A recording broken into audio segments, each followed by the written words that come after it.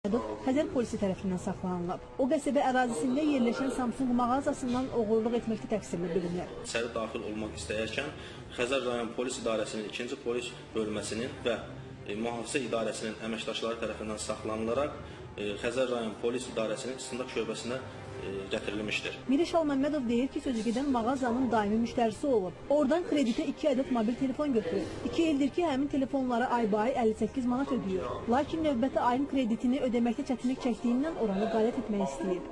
Məqsədi mağazada olan bahalı əşyaları oğurlayıb satmaqla kreditini ödəmək olub. Gecələr yadıma düşür ki, buna fəhləli eləyib, əziyyət çəkib pul vermişəm, ayda 58 manat. 3 gün ərzində hər gün axşam beynim sönürdü.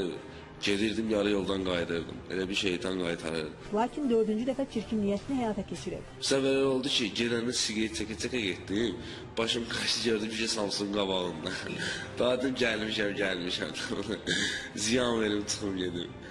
Əlimdə də belə mandirovka var idi. Atam almışdı, həyətdən mıxsat çıxarım.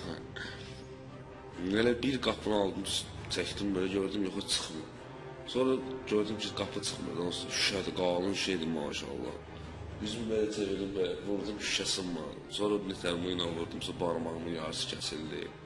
Sonra bir dənə təpik. Lakin plastik qapını açdıqdan sonra qarşısına çıxan növbəti dəmir barmaqlıq onun planlarını alt-üst edib. Şüşəni sındırdım, belə içəri girəndə gördüm işotqan.